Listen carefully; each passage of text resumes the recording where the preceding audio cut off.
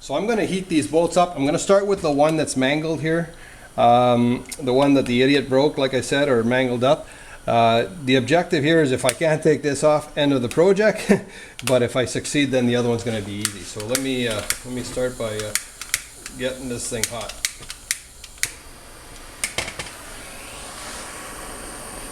I don't have to heat this thing up too much. Get it hot here to break the Loctite. Put plenty of blue Loctite. Obviously we're going to have to replace this bolt when we're done, but let me warm that up here. Okay, and I'm going to use an impact driver. Anybody that's worked on motorcycles know that this thing is... let me get a ratchet out now. So I just got a ratchet on that. There you go. Okay, so we managed to save that. So let's warm up the other ones. And do the same.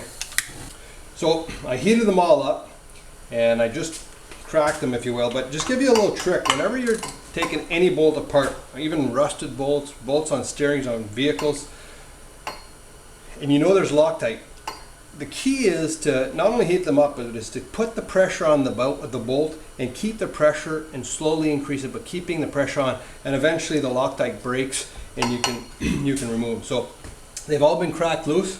So now I'll flip this thing around, put my do-it-yourself retainer, and take the clutch apart. So I'm going to get this this tensioner, this belt adjuster off first. And by the way, whatever you do, please don't mistake me for somebody that knows what I'm doing. I'm not a mechanic by any sorts or mean. I'm just a hobbyist. I love doing this. Screwdriver. And one thing I'm not afraid of is trying stuff, especially on somebody else's machine. So I like to fix my own things, but I'm not a professional in any way, shape, or form. So here's my fancy little tool, like I said. The trick is basically to slide her in here, and very simple the way these things work. The more you tighten them up, the more they open up, and they open up inside the shaft here, and obviously that's what gives it the friction and resistance to in there. I need a couple 3/4 inch wrenches, and I'll just hold this and I'll tighten this. As I tighten this, those 45 degrees start to slip, so it's held in here. Obviously I didn't do a great job in holding this in the vise here, so I'll have to re-tighten this here. Okay. Then I'll loosen these. Obviously better than doing this.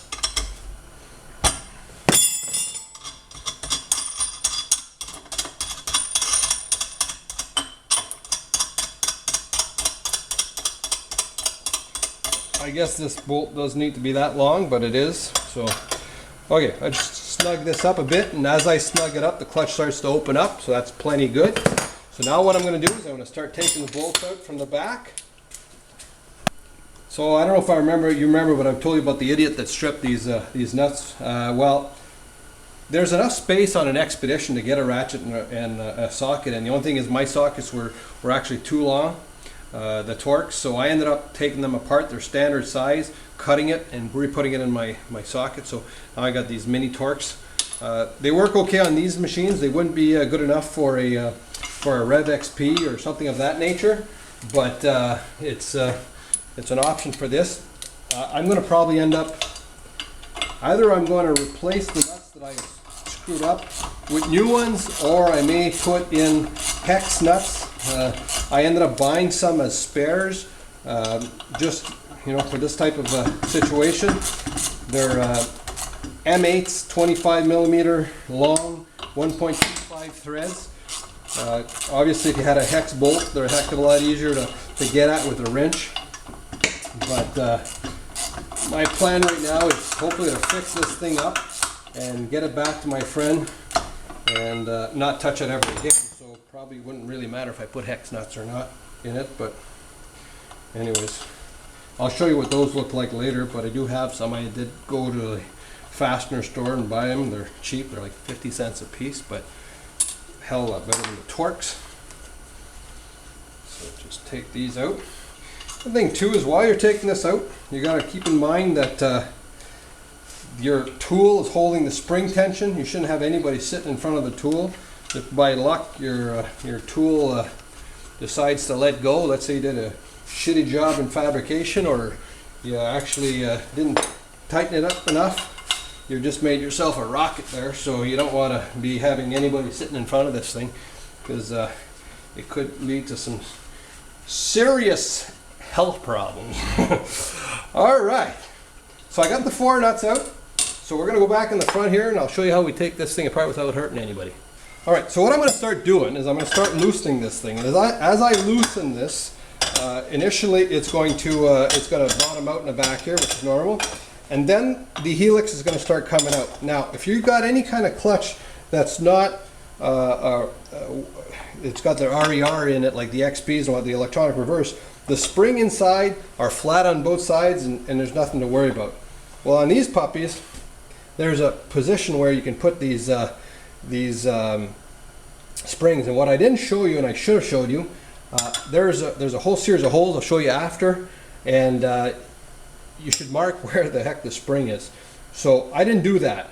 So what I'm going to, and I should have, but I put it back together, and the last guy didn't know where to put it. I didn't know where to put it. Still don't know where to put it. We're going to have to figure out if we got the right spot, but I'll show you that as we loosen it off. But as you loosen it off and the Helix starts to come out, it'll come to a point where it's going to actually want to let go. You should hold it, and I'll show you that in a second. The other thing too is there's a whole bunch of alignment marks on these clutches. There's one here. I don't know if you see that, probably not, but I'll show you later. There's an alignment clutch here, arrow there, an alignment arrow here, and there's an alignment arrow in the back. This had all been aligned before. It's the second time I take it apart.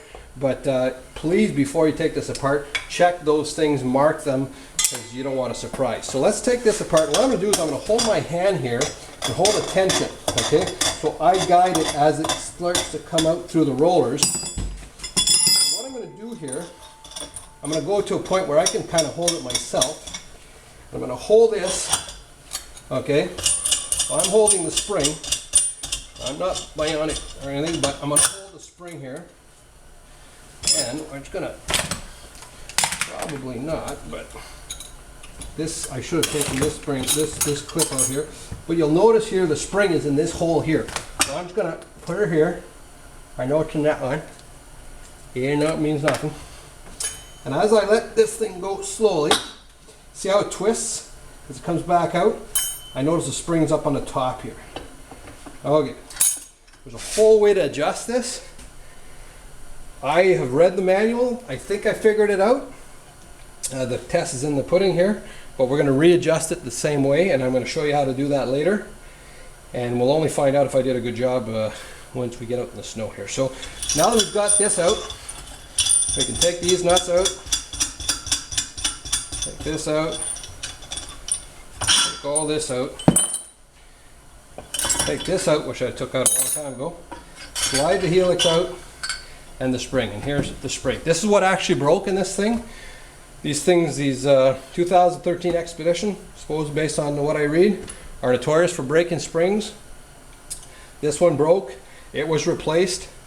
The guy who replaced it didn't know where it went. Put it back to where he thought it could. He thought he should. Didn't seem to do the right job here, but we'll try to adjust it. So, and what this reveals, and I'll show you, is that my rollers here, this is the one in question. I don't know if you see that. This roller's got a flat spot in it. So obviously that's not going to help, and they should be replaced, both of them. And these pins are a nightmare. And this is where we last left off on this project. This is where we're going to take it from here and try to see if we can get these pins out. So one thing I'm going to do is, and again, this is Do Talk, somebody in Do Talk made this recommendation to somebody. I thought it was an excellent idea. Is I'm going to be doing different things, and I don't want to damage these threads, so I'm going to just put a little bit of good old duct tape on these threads here while we work at this clutch. Now, rollers here, pins here. I don't know who in BRP invented or changed design on this that went from the C clips or E clips that you find on older models to these. I've seen guys or read about guys on Do Talk changing these things and not having issues. I rewrote the book on issues, and mind you, I've read a couple of guys rewriting the book on issues, and I've heard all kinds of things about using drill bits and all kinds of wonderful techniques to pull this thing out. I spent, I don't know how many hours trying to do this, and with no luck. And then one guy actually drilled them out and punched them through, and I think that's what we're going to have to end up doing on this, because I just do not see how I'm going to succeed on getting these pins out. They're seized in there. I've tried everything, busted everything, and that's what we're going to end up trying to do here. All right, so we ended up getting this bolt out by desperation, I guess. We ended up breaking a drill bit in here and cursing, and I ended up taking it out anyways. I didn't screw up the threads too much. I did exactly what you shouldn't be doing, but I did it. And I still have the drill bit busted in the bottom, so I won't be able to drill that one out. But when I put this back together, I'll get a new bolt. And the threads inside, I just checked. They're not bad. They're okay. I'll put plenty of Loctite. Put this in, line her up, drop the pin. The pin may not be able to get in as deep as the other one used to go. We'll find out once we get there. We're not there yet. The other side I drilled right through. And we're going to need to take this bottom part of the clutch out if we want to punch it out. But we're going to call it quits for tonight, because even though we have been overall successful, before we start making mistakes or breaking stuff, we'll call our quits, and we'll get at this on Saturday.